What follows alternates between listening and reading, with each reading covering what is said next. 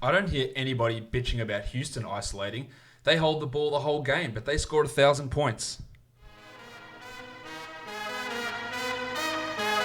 You are Locked On Fantasy Basketball, your daily fantasy basketball podcast, part of the Locked On Podcast Network, your team every day.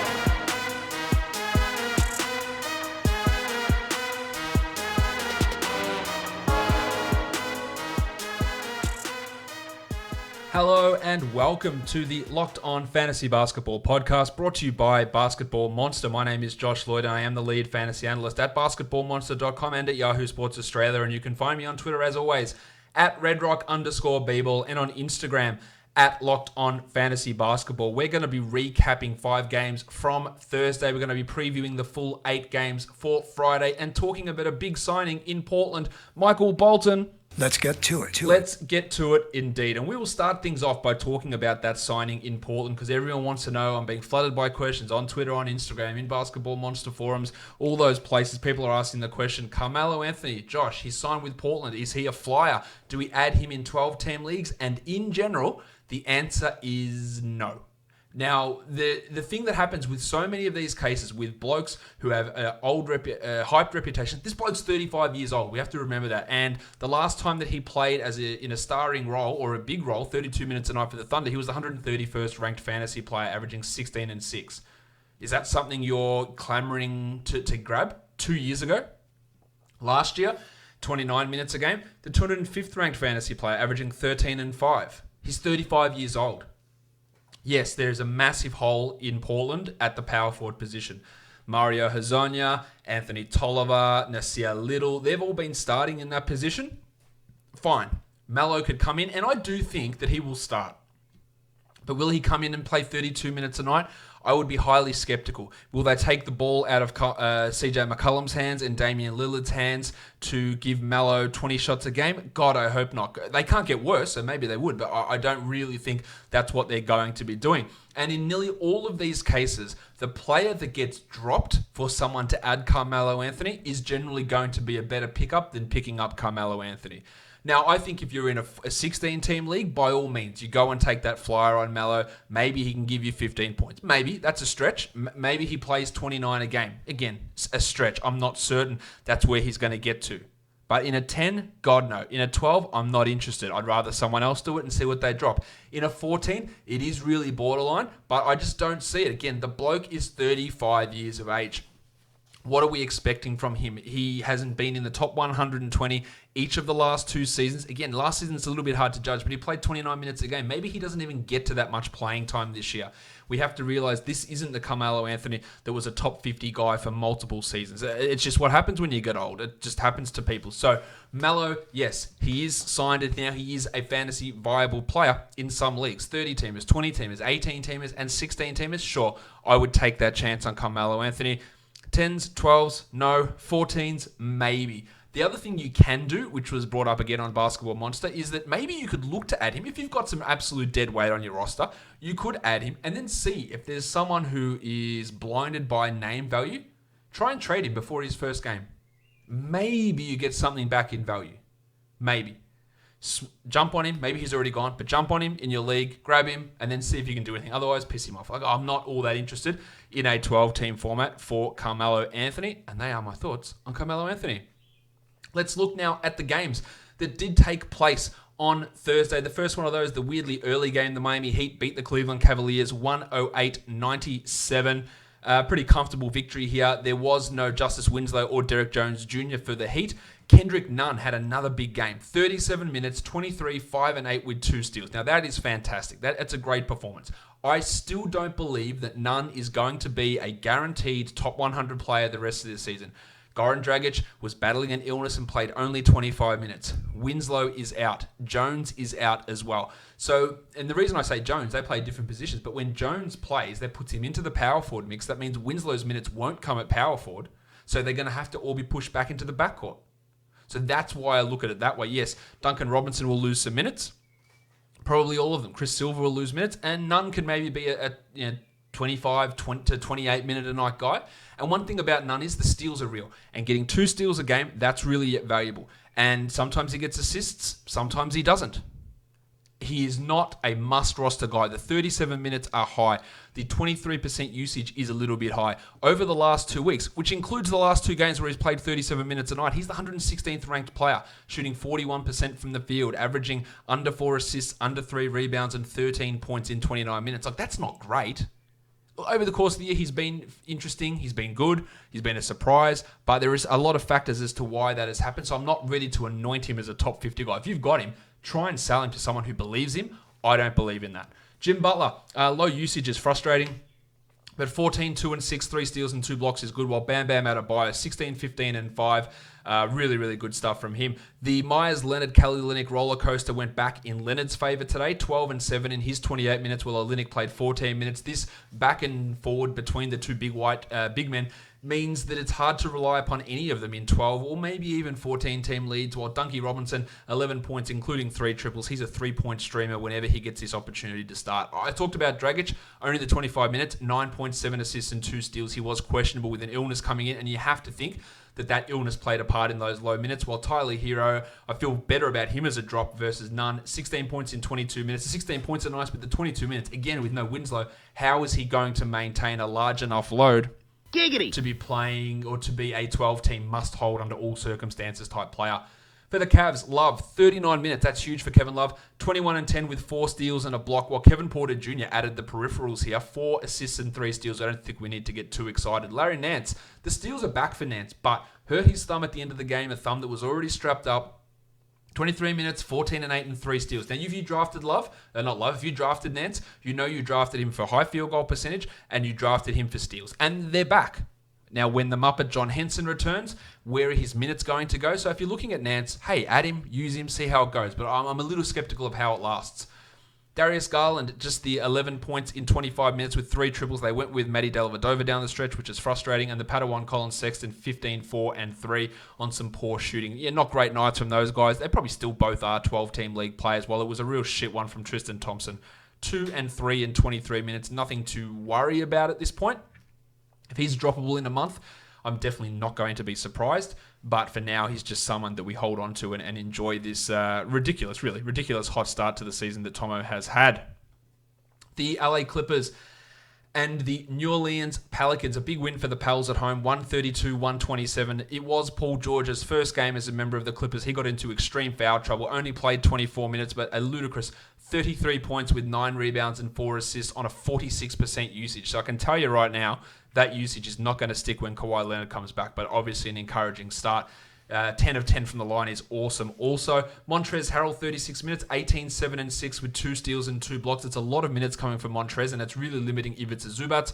Of course, these games where Lou Williams and Montrezl Harrell are getting huge minutes, the Clippers seem to lose. I'm not sure if that's coincidental because Kawhi's not there, or because both Harrell and Williams absolutely suck balls on defense, and that is a real problem. And Doc's got to find that balance. We're not doing anything in terms of dropping Harrell or anything like that with Lou Williams, who had 31 and 9 with 2 steals. But this might be an interesting sell-high moment for Lou before we get that full combination of Paul George and Kawhi back. A big game from Scooter Magruder, 20 points in 36 minutes. That's the real anomaly there, the 36 minutes, as are the 5 threes. Don't get too excited. There was no Patrick Beverley either, so Terrence Mann, he got the start. 5 points with 4 assists. He's out of the rotation usually, so nothing to see there. 6 and 5 for Zubac in 12 minutes. Will be interesting to see if they go back to starting him when Kawhi returns. I think they will. And how that minutes distribution goes. While Pat Patterson basically out of the rotation as expected with all these guys coming back. For the Pelicans, that buy low window on Jrue Holiday I think has slammed right in your face. 36, 4 and 7, 6 steals, 5 triples and a block. And I harped on about it. What we needed to have is him to just shoot normally. And then the numbers would be there. And that's exactly what happened. He shot better than normally. But this is what he is. Like, the other numbers are all fine. He just wasn't shooting. And he shot well, and look at that. Fantastic. Now, of course, no Lonzo, no Ingram, no Josh Hart, no Zion. All those factors are a thing. The usage is a thing. But, those other numbers were fine. Derek Favors, 35 minutes. That's the most encouraging thing. 35 minutes. No Jaleel Okafor. Let's be honest, Favors is significantly better than Okafor. But 20 and 20 with a block. 69% shooting. Giggity. Favors was horrible to start the year. He was struggling. He couldn't get up and down the court. He played 35 minutes and he was great. He is a must roster guy. While Kenny Williams, 8 and 10, 3 steals and a block. We know that this guy can contribute right across the board when he's got an opportunity, but we talked about those names. Williamson, Ingram, Ball, Harden, Okafor, all out.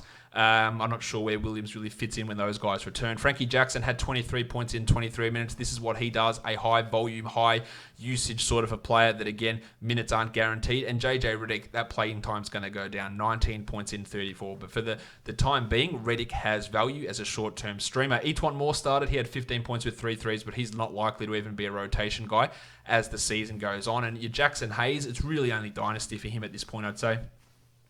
With Favors getting back and then Zion returning eventually. 9 and 3 for Hayes in his 13 minutes. Next game up for us to look at, we've got the New York Knicks and the Dallas Mavericks. Good on the Knicks for getting another victory against the Mavericks in this one. Luka Doncic, 33, 10 and 11, 3 steals, 1 block, 3 triples. He just runs the shit for this team. Like, that is another big performance. The percentages were a little bit down, but he's been great. While Porzingis, good game here, 20 and 11 with 3 blocks. Got the shit booed out of him. He didn't deserve to be booed. That Knicks team they decided to trade him before he asked for a trade. So I don't know why he was getting booed. Delon Wright, those minutes continue to be frustrating. And much like Larry Nance, you drafted him to get steals, and he got him 2 steals and a block. That's what you wanted. But 22 minutes, 4 points, 2 rebounds. Like, there's nothing that exciting there with Delon. It probably makes him more of a 14-team league guy. Dwight Powell started over Maxi Kleber, 12 and 4. I think Powell is a 12-team league player. And God, if anyone dropped Dwight Powell to add Carmelo Anthony, I would swoop on him. Boban Marjanovic, a bit of an interesting role for him, 10 and 5 in 15 minutes, while that standard Curry, Brunson, Hardaway, Finney-Smith melange of nonsense continued again for Carlisle, and there's just no value to really be had with any of those guys because they just keep eating into each other's playing time. Let's go on to the other side of things, and that is the Knicks. Mitchell Robinson returned. Great to see Mitch Robinson back. And again, if Robinson is on your waiver wire, please go and add him. 16 and 8 with 1 block in 22 minutes. Now, I will say this, though. He fouled out, because of course he did. But he was limping at the end of the game after he committed that final foul on a screen, which I thought was a bit stiff. But that is worth watching. He should be rostered in all formats. Marcus Morris continues his sell-high run. I don't know why in any circumstance you're allowing Marcus Morris to take 19 shots, but he had 20 points with 5 triples, a steal, and a block. Should be rostered, but a sell-high. Dennis Smith Jr., I can't trust what he does and what Fizdale does, but this is great. This is why I liked him coming out of the draft. 13, 6, and 8 with 2 threes in 30 minutes. No Alfred Payton, and Frank Ntilikina was in extreme foul trouble. In fact, Ntilikina was fantastic defensively in this game. I think if you added Frank in any 12s, you can drop him, though. 14s probably as well. He'll be better than this, but Fizdale's just as likely to dick these minutes around every game. Julius Randle, 17 and 10. I tell you what, here's my hot take. Julius Randle is not very good at being a contributor to winning basketball. I don't think anyway.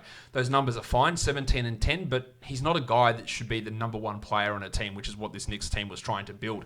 Punch Bob only 17 minutes because they did start Taj Gibson, so back to that 3-center rotation. Let's see who gets eliminated from that rotation. 10 and 5 for Portis, not a 12-teamer, not a 14-teamer, while Rowan Barrett Jr., 8 and 7 in his 30 minutes. At least he hit both his free throws, but he is a rookie. He's going to have ups and downs. He should be rostered still in 12-team leagues. The Fort, Kevin Knox. Woof. 15 minutes for Knox. I don't give up on players after 2 years, but if I was going to give up on a player after 2 years, it would be him. But I don't give up on players after 2 years, so that's where we're at. On to the next game.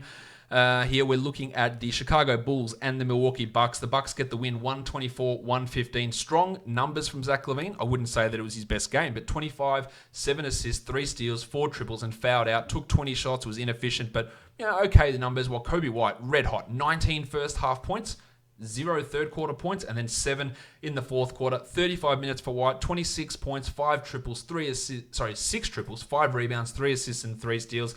On a 30% usage, took 23 shots. Now, he is an absolute chucker, and he is really benefiting from Otto Porter's absence. So when Porter comes back, they seem convinced to play Hutchison in that backup role. So Archie Giacono is going to lose minutes.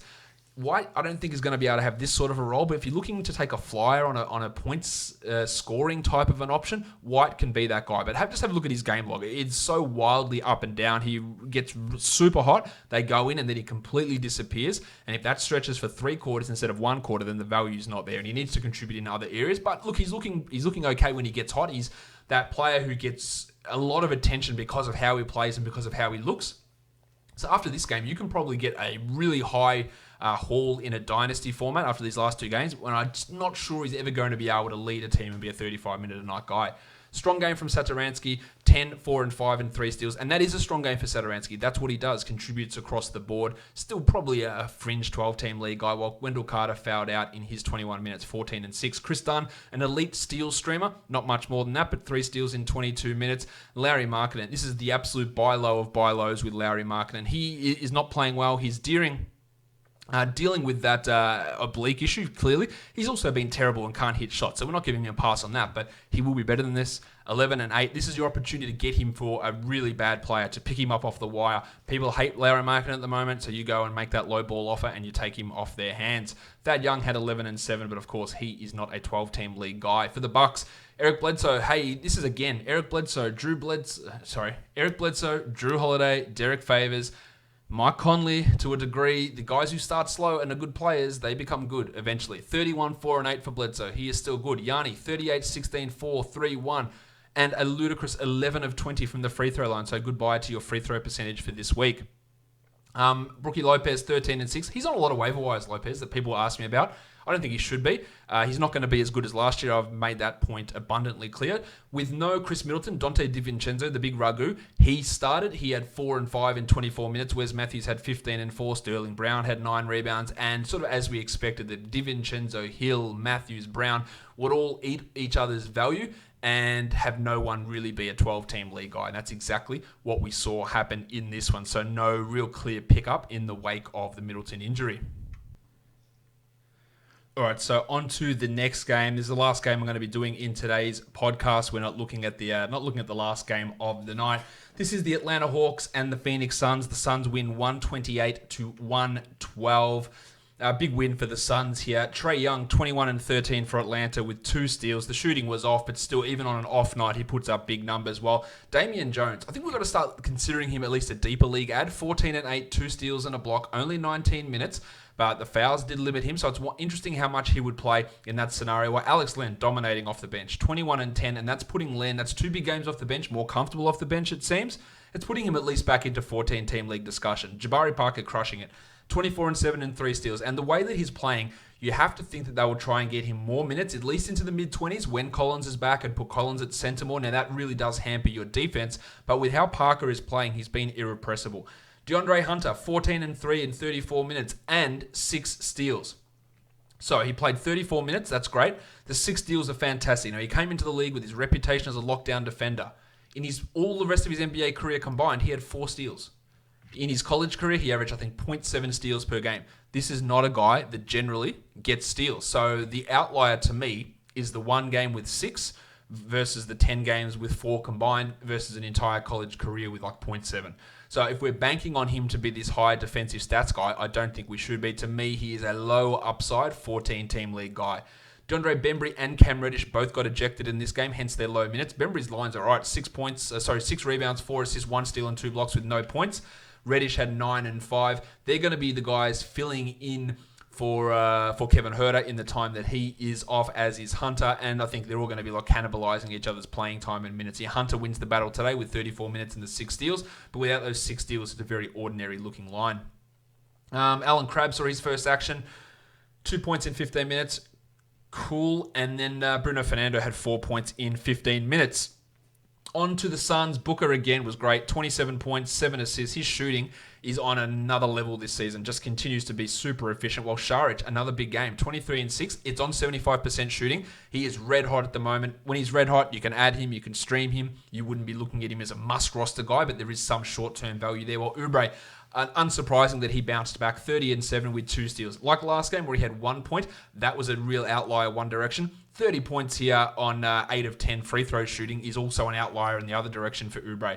Cam Johnson, he's really making himself known as a stream option for 3-pointers. Another 3 triples with 14 points in 20 minutes. He's earning those minutes ahead of McCall Bridges, and Bridges is a clear drop in 12 and probably even 14-team leagues. The second big game in a row from Frank the Tank Kaminsky, 19 and 6 with 3 triples in 30 minutes, not buying it as a 12-team ad. While Bainesy really struggled with fouls, 18 minutes, 3 points, 4 fouls, 3 rebounds. Not a panic. Of course, his value is going to disappear pretty quickly when DeAndre Ayton comes back. So if you are offered a deal that involves getting a top 60 guy back, a top 70 guy back in return for Baines, I think you have to consider it, because in your 4.5 weeks time, 4 weeks time, whatever it is, Baines' value is going to disappear. 16 games left of DeAndre Ayton's suspension. I had that number right in front of me and I didn't tell you. 16 games left of the suspension, so that's how much you're getting left of Baines' production. So, looking at a sale of him is interesting. Rubio was shit, the 6 points on 9 shots, but 8 assists, 5 rebounds. It just keeps that value afloat. That's why I talk about guys like, say, Rubio versus a Colin Sexton, is that when Rubio's shot isn't there and he doesn't score, at least something else comes of it. If this was the Sexton line, he'd have 6 points on 9 shots with 2 rebounds and 2 assists. And that's the big difference in their overall fantasy value. And players like his ilk versus like a Colin Sexton, Coby White type of a player that's really so dependent on being a good shooter and getting a lot of shots off when they can't help in those other areas as much as you would like. Let's have a look at some injury news to recap here. Clint Capella is going to miss Friday's action and probably the next game as well. So 2 games out. That gives short-term boost to Tyson Chandler, PJ Tucker, and Isaiah Hartenstein for deeper formats as well. Karis LeVert, we're looking at 6 weeks for that thumb injury. I think I said that yesterday. I'm not certain that the 3 weeks seemed really, really low to me, and we'd be expecting more. I think he's a drop in 10-teamers and even 12s. His percentages hold him back. He is capped by that team around him, so he could be a drop. Dinwiddie and Prince get boosts. You got Musa and Temple for deeper formats as well, and they did sign Iman Shumpert, of course. Kevin Huerter, he's out for a couple of weeks with his shoulder issue. I think we can drop him there. Again, like what he can do, but if he's not healthy and he's not playing, then the upside isn't high enough to hold in every circumstance. Nick Batum is looking for a return next week. That's going to be interesting to see how they incorporate him. Is it Bacon? Is it Rozier? Is it Graham? Cody Martin's losing minutes. How much is Batum playing? 27 minutes? 14 minutes? I probably lean more towards that 14 than 27, but somebody is going to have to lose some playing time. And I have to address this because people have been asking it. John Wall, one of the most added players on Yahoo Fantasy at the moment. I'm getting this question all the time. You know why? Because there was a video of him doing a dunk in a pre-game warm-up. Do not add John Wall. If he returns, it'll be in a very limited role in March or April, in a Paul George 15, 20-minute-a-night role. Do not add him. He is not coming back anytime soon. This is not something you need to get excited about. Do not add John Wall. Do not add him. That's the answer. If you're going to ask me that question, the answer is do not add John Wall. And then Larry Nance hurt his thumb today. We'll see. We'll get an update on that. It was a little bit bothersome. He already had it wrapped and then re-aggravated it. Never returned after hurting it. And then, of course, that news that I spoke about earlier, Carmelo Anthony signing with the Portland Trail Blazers. Let's move on now and talk some DFS for Friday's action. We're going to be focusing on the DraftKings pricing for this slate of games. All right, this first game, the Pistons and the Hornets. The Pistons are favored by 3. The total is 219. Derrick Rose and Blake Griffin, they both sat out the last game for the Pistons on a back-to-back, so they should be back and ready for this one. Dwayne Bacon also missed last game for the Hornets. He is likely to return. I don't know in what sort of minutes he's going to be playing. And Tone Snell also listed as probable. We're looking at DraftKings pricing for this one. For the point guards, Rozier is at 6,600. He dropped 53 last game. That's obviously huge. He thrived in that role next to Devontae Graham. He's going to remain a starter, and I'm pretty sure he's going to get close to around 35 points. So that makes him a solid enough option at that salary. Derrick Rose at 56. I don't mind Rose here. Even in that first game back where he struggled a little bit, he still put up 23 points, which isn't too far away from where he needed to be. So he's not a terrible option. While Graham at 7,000. Well, when Devontae Graham is priced higher than Derrick Rose and then Terry Rozier, it does make him a little bit harder to get excited about. It's not bad, but I think there are better guys out there. Malik Monk, 5,000, was fantastic last game, but Bacon returning, how are they going to use him? That puts an element of doubt there. Langston Galloway, Cody Martin, Tim Frazier, nothing to see. At shooting guard, Bacon's at 32. He's only ever a GPP option. That's about it. Tone Snell is nothing. Luke Kennard at 65. The Duck has been putting up some really strong numbers. I think that salary is probably a little bit too elevated for Kennard, so he's going to be a pass for me. The Shark, Bruce Brown, also a bit of a pass. Baby Shark, Miles Bridges, 5,500. He is averaging some really decent numbers, 28 points over the last 5, which I think is totally fine to use him at that salary. That's a really strong pricing for Bridges, so he is in play. Mark Keefe's at 47. He isn't. Marvin Williams neither. And for the big men, Andre Drummond at 86. Now, I don't like Drummond necessarily playing next to Griffin, but at that sort of a salary, a $300 price drop, and centers going up against Charlotte, and Drummond has killed them in the past, I think that is an opportunity to use him here.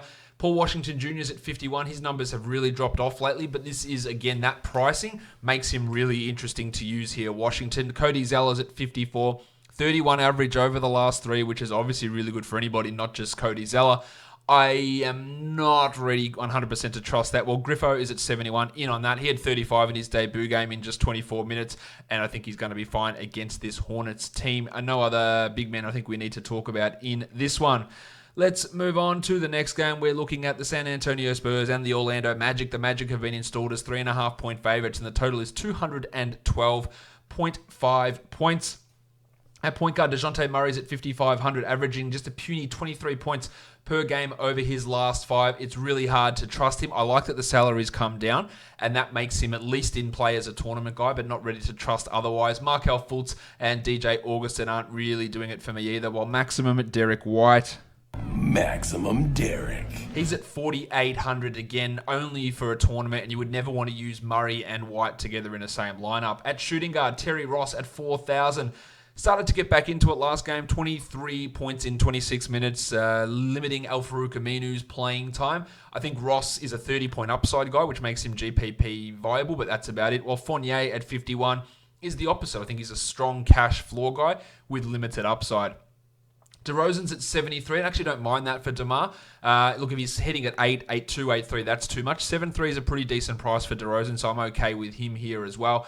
And then for the small forwards, as Gordon's at 63. Love that price. Gordo really had a big one last time out, 51 points. Now, he's probably not going to be a 51-point guy, but he is someone absolutely that you can use at that salary and hope that he's able to at least return close to that level of production. And even if he doesn't and has a bit of an off night, there's still quite a bit of room for wiggle in there, as some would call it, wiggle room. So there is some value there in Aaron Gordon at that salary. Johnny Isaacs at 6,000. He's a tournament guy to me. It is so much to do with how those blocks and steals come in. Rudy Gay, nah. Nikola Vucevic, 7,900. Love this. Vuce is putting up some pretty big numbers at the moment. His lowest score is 32 over his last 5, so he comes in hot. While Mo Bamba is not doing it. Jakob Poeltl similarly. And LaMarcus Aldridge at 6,900. Giggity!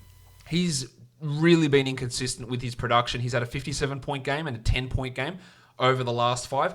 Tournaments only, I'm not really that keen in looking at him as a cash league guy or a cash game guy. The next game up for us to look at, the Wizards and the Minnesota Timberwolves. Jeff Teague is probable.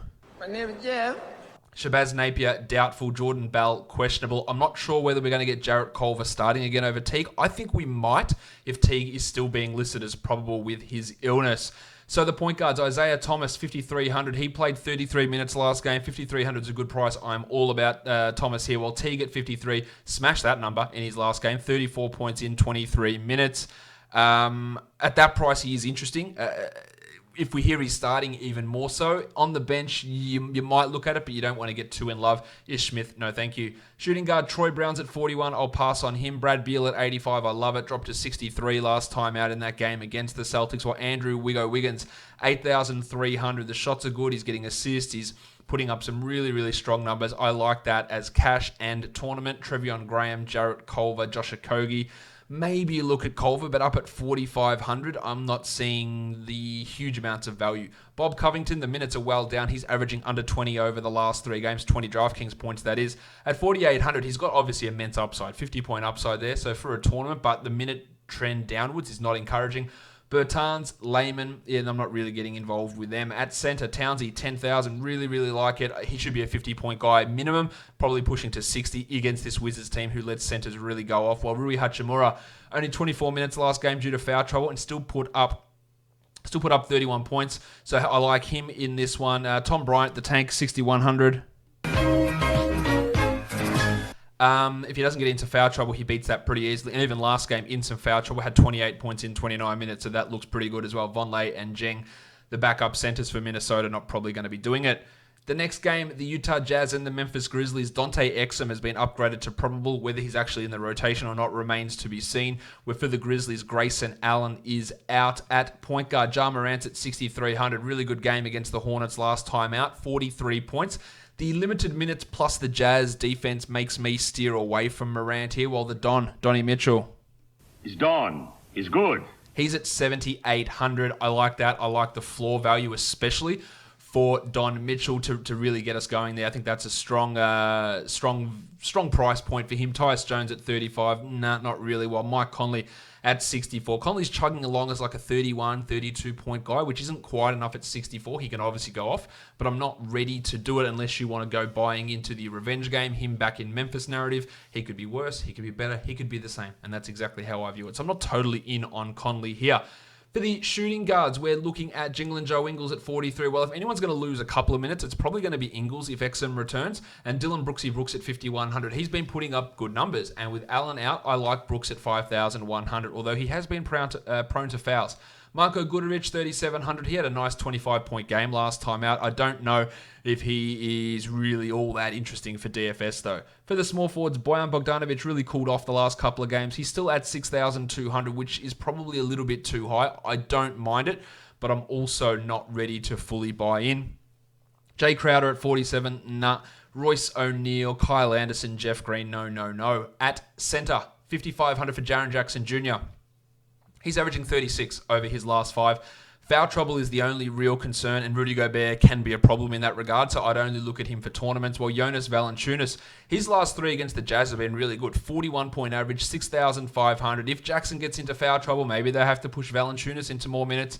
And at 6,500, he's at least someone to look at, but not get too interested in. While Gobert at 81, the numbers are back for him. Rebounds are up, usage is up, finishing is great, blocks are coming back. 8,100, I feel like he can get you close to that 40-point mark. Brandon Clark, I don't really see it from a DFS perspective, nor with Tony Bradley, unsurprisingly. Next game on the slate, the Philadelphia 76ers. They go to take on the Oklahoma City Thunder. The Sixers are 2.5-point favorites on the road, and the total here is 215.5. MC Hamadou Diallo is listed as questionable with knee soreness, while Terry Ferguson is not on the injury report. At point guard, Joel Embiid will be back as well. He rested last game. Benny Simmons, 7,200. That is really, really low for Simo. He averages 49 points against the Thunder. 7,200 is so low for Simo. I think we have to look at it. While Shai Gilgeous-Alexander is all the way down at 5,900. That is an $1,100 price drop on DraftKings, and that is one that I'm getting into. Chris Paul at 6,300. Paul, his lowest score of his last 5 has been 30. Like, that's pretty bloody good for a guy that's washed and struggling. I'm not sure his upside's that high. Highest score in that 5-game period is only 40, but he's at least at 6,300. That's at least interesting. For the shooting guards, Joshie Richardson's at 56. He's averaging 31 over his last 5, so that would indicate to you and to me that he's providing enough value to be rostered at 5,600, while Hamadou Diallo at 38. The knee problems, the return of Ferguson, not going to do it for me, while Furkan Korkmaz with Simmons back, with Embiid back, with Horford back, it's hard to get too interested in him given those other guys returning. Terry Ferguson, God no. At small forward, Toby Harris, the shot has been way off for Harris, and consequently his salary has dropped all the way down to 6,400. Even with the shot off, he dropped 34 last game. He's been giving us some interesting defensive numbers the last couple of games. Some of that is because of the absence of Embiid and Horford. 6,400 is all right. There are better guys out there, I think. The Italian cock, Danilo Gallinari. Hands off my cock! He's at 6,200, and I'll just look in a different direction there, I think. For the big man, Al Horford at 6,100. Horford's been right around that mark. I'm not sure there's much upside in him there. I do think he's a pretty strong cash guy. Well, Steve Adams all the way down at 4,900, and rightfully so. He's been struggling. If you're looking for a bounce back for Adams, maybe this is it, but the only reason I'm even considering him is because that salary is down so far. Noel's at 44. 38, great. Like, there is significant upside there. 44, you almost need him to play 23, 24 minutes, and that's far from a guarantee at this stage. No other big man I think that we need to talk about here in that one. Let's go on to the next game. We're looking at the Pacers and the Rockets. No spread at this point. It appears we're going to have Russell Westbrook rest one of these back-to-back games. It looks like it'll be Saturday, not on Friday, but that, of course, is something for us to look at. before this game. Danny House is doubtful. Eric Gordon is out with that knee surgery. So at point guard, Westbrook's at 84. His numbers have been way down. 34 average over the last 5. A relatively tough defensive matchup. I'm not super keen on Westbrook here. Austin Rivers at 37, just because he's going to be forced into extra minutes, is the only reason I'd really look at Austin here. While Chrissy Clemens at minimum, maybe, but probably not. He added 0 points in 11 minutes last game. Brogdon's at 76. The salary's come down a bit from where it was. The production also has dipped somewhat, averaging 37 over his last 5. I think we can do better than him. While Aaron Holiday, Jeremy Lamb is out again. Miles Turner is out again. While Goga Badadze, the Dart, he has been upgraded to playing. Problem with my Go-Go-Mobile. Go-Go-Mobile? No, not the Dart. Not the Dart.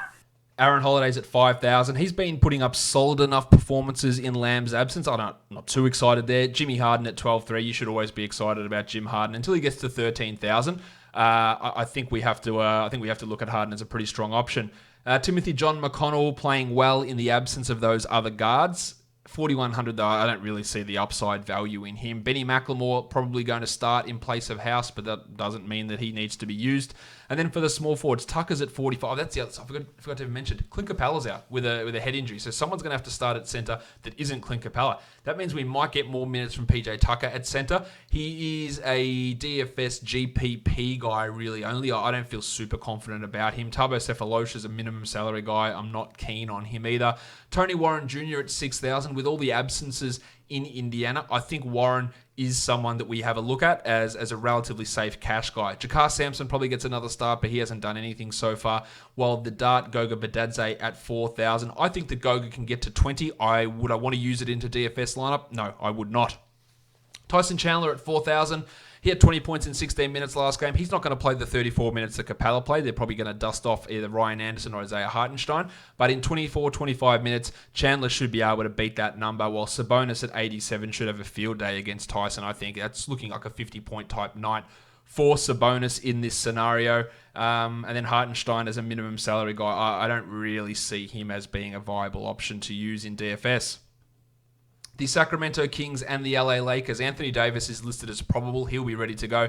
Avery Bradley is probable also, while Kentavious Caldwell-Pope is questionable for the Kings. The Undertaker Dwayne Dedmon has been listed as questionable, as has Trevor Ariza. Of course, Fox and Bagley remain sidelined.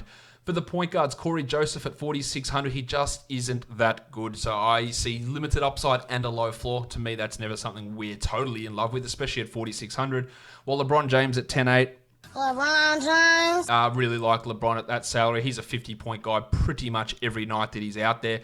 Avery Bradley, Alex Caruso, Yogi Ferrell, Quinn Cook, no.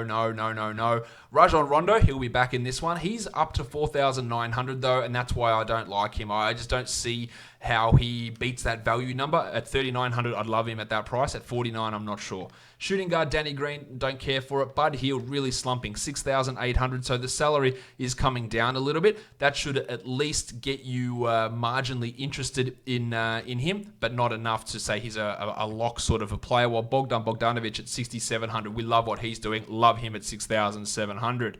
For your small forwards, you've got the pencil, Harrison Barnes. Barnesy. He's at 5,700. I like his ability to cover that in cash. He's got some upside as well with these injuries. While the future MVP, Kyle Kuzma, is at 5,600. Really red hot the last 2 games. Kuz, interesting to see how they use him with Davis back in this one. He had 31 points in 30 minutes last time out. 5,600 is a decent price for Kuzma. I'm not totally into him as being a must roster guy here though, but it's not far off him having some value at least. At center, Davis is at 96. Absolutely love it. That's a great price for him. Dedmon is a no-go, while Rashawn Holmes at 5,800. I'm not sure if there's much upside in Holmesy there, but I feel pretty good about his overall floor. And with Davis back, McGee and Howard, who both had huge games against the Warriors, their opportunities to do that are going to be limited again. So I'm not looking for them to back it up after that big game against Golden State. The last game of the day is the Boston Celtics and the Golden State Warriors. Both Daniel Tice and the Rock DJ Robbie Williams are questionable. If both of those guys are out, it boosts the value of Enes Kanter, of course, who played pretty well last time. But if all those guys are in, that's going to put really limits on a bunch of those players. D'Angelo Russell's at 8,000. He's giving us 54 a night over the last 5. So he's a strong play at that salary. While Kemba at 82 also is a 40-point guy most nights. And when you go up against the Golden State Warriors, that's a great opportunity to put up some big numbers. Marcus Smart at 59. Love his value with Hayward out. Also, Alec Burks has dropped off. Brad Wanamaker, Kai Bowman, nothing to see with them. Jordy Poole's at 42. Look, his high score is not that high. He shoots a lot of threes. He misses most of them. He's not someone I'm massively into. While Jalen Brownie Brown at 7,500 putting up some pretty good numbers. And I think with Hayward out, he can get to that number and you feel pretty good about it. Tatum's at 74 also. His numbers haven't quite been there, not as good as Brown's have, but I like the fact that his salary is down at that level, while the triangle, Eric Pascal, 4,900, really has fallen off the last couple of games. I'm not super into him as an option here. Neither am I with Grant Williams or Glenn Robinson. For the big man, Draymond is down to 5,300. That is a ridiculously low price for Green. I feel good about using him at that salary. Cauley Stein at 47. Also think he's got some cash value. Maybe not so much in terms of overall upside, but some definite floor value there. While Cantor at 49 would be great if we knew those other two guys were limited. Tice at 42, if he plays, I think there's just too much of a squish there. Spellman, Williams, Chris, I don't really see it for any of those guys for DFS. If we look at it over now on FanDuel, and try and see where some of the value might lie over on FanDuel for this 8 game. It's a pretty good slate, actually, an 8-game slate. I like Tyson Chandler at 38, Austin Rivers, Troy Brown, Towns, Aaron Holiday, Draymond's at 6,900. Giggity! Which, of course, isn't as good as where he is on DraftKings, but it's still all right. Drummond at 10.3 has got some appeal there, not as much. Covington, McLemore, in fact, the pricing's super tight on FanDuel. It's not a great FanDuel sled, to be honest. Much better on DraftKings. Sabonis at 95 looks good. Isaiah Thomas, D'Angelo Russell, Tom Bryant, Rui Hachimura for Washington, Aaron Gordon, Brad Beal. I don't mind Embiid. Wiggins is up to 9,000. Harden at 12.5 also looks pretty good over on the old FanDuel. That will do it for today's episode, for this week's episode. So make sure you're following me on Twitter at redrock_Beeble and on Instagram at Locked On Fantasy Basketball. Subscribe Apple Podcasts, Google Podcasts, Stitcher, Spotify, and on YouTube. Give me a thumbs up, leave a comment, all of that stuff, guys. We are done here. Thank you so much for listening, everyone. See ya.